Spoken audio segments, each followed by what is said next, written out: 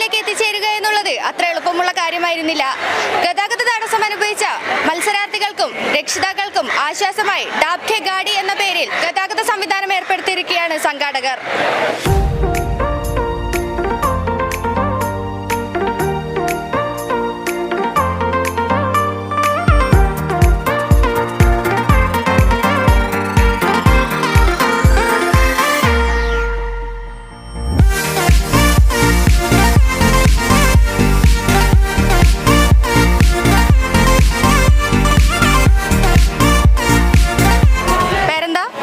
ഷാഫി അടിച്ചേരി സംഘാടകനാണോ?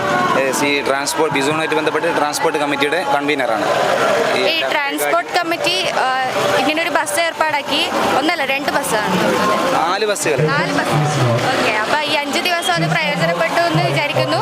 കൂടുതൽ എന്താണ് ഇത് ബിസോൺ കലോത്സവം ഇതുപോലെ national college of arts and science പോലെ ഒരു ക്യാമ്പസിലേക്ക് ബിസോൺ കലോത്സവം കൊണ്ടുവരുന്ന സമയത്ത് ഇതിൻ്റെ സംഘാടക സമിതി ഉണ്ടായിരുന്ന വലിയൊരു ചലഞ്ച് എന്ന് പറയുന്നത് ട്രാൻസ്പോർട്ടിംഗ് ആണ്.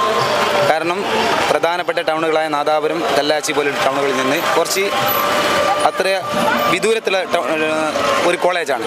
ആ ക്യാമ്പസിലേക്ക് ട്രാൻസ്പോർട്ട് ചെയ്യുക എന്ന് പറയുന്നത് പ്രത്യേകിച്ച് ജഡ്ജസിനെയും അതേപോലെ ടെക്നിക്കലായിട്ട് വരുന്ന ആളുകൾ, പിന്നെ ഗസ്റ്റുകൾ, അതുപോലെ തന്നെ ഇതിൽ പങ്കെടുക്കുന്ന ഇവൻസിൽ പാർട്ടിസിപ്പൻ്റ് ചെയ്യുന്ന വിദ്യാർത്ഥികൾ, ഇവരെയൊക്കെ ഇവിടെ എത്തിക്കുക എന്ന് പറയുന്നത് ഒരു ഭാരിച്ച ചുമതലയാണ്.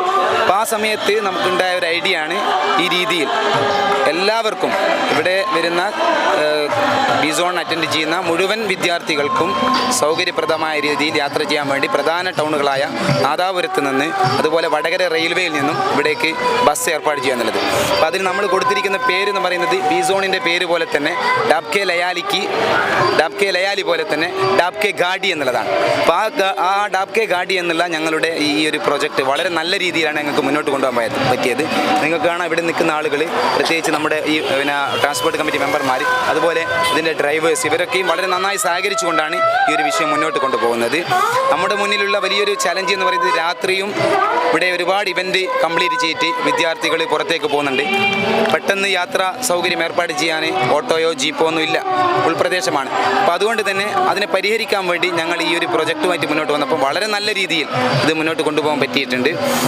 നമ്മുടെ ഈ ബിസോണുമായി ബന്ധപ്പെട്ടിട്ട് ഒരുപാട് വിദ്യാർത്ഥികൾ, പ്രത്യേകിച്ച് കോഴിക്കോട് സിറ്റിയിൽ നിന്നൊക്കെ വരുന്ന നിരവധി വിദ്യാർത്ഥികളാണ് ഈ ഒരു ഡാബ് കെ ഗാഡിയെ ഉപയോഗപ്പെടുത്തി മുന്നോട്ട് വന്നത്.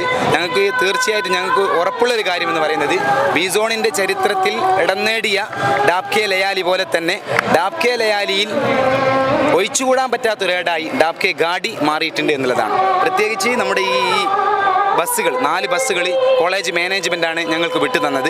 4 ബസ്സും അതിൻ്റെ ഡ്രൈവർമാർക്ക് ഇവിടെയുണ്ട്. അവരെയും ഞങ്ങൾക്ക് സമ്പൂർണ്ണമായി ഈ 6 ദിവസം ഞങ്ങൾക്ക് വിട്ടു തന്നതാണ്. രാവിലെ 2 ട്രിപ്പ് വടകര റെയിൽവേയിൽ നിന്ന് ഇവിടത്തേക്ക് പുറപ്പെടും. അതുപോലെ നാദാപുരത്ത് നിന്ന് യഥേഷ്ടം ആവശ്യാനുസരണം വാഹനം ഏർപ്പാടിയിട്ടുണ്ട്. തിരിച്ച് വൈകിട്ട് 7 മണി മുതൽ വടകരയിലേക്കും വൈകിട്ട് 3 മണി മുതൽ നാദാപുരത്തേക്കും ഇവിടെ നിന്ന് സർവീസ് ഉണ്ട്. അപ്പോൾ ഇതിനൊക്കെ കോർഡിനേറ്റ് ചെയ്തുകൊണ്ട് ഏകദേശം ഞങ്ങൾ 25ഓളം മെമ്പർമാർ വളരെ സജീവമായി ആക്റ്റീവായിട്ടുണ്ട്. എല്ലാവരുടെയും അകമഴിഞ്ഞ പ്രവർത്തനത്തിന് ഫലമായിട്ടാണ് ഡാബ് കെ ഗാഡി സമ്പൂർണ്ണ വിജയമാക്കാൻ സാധിച്ചത്.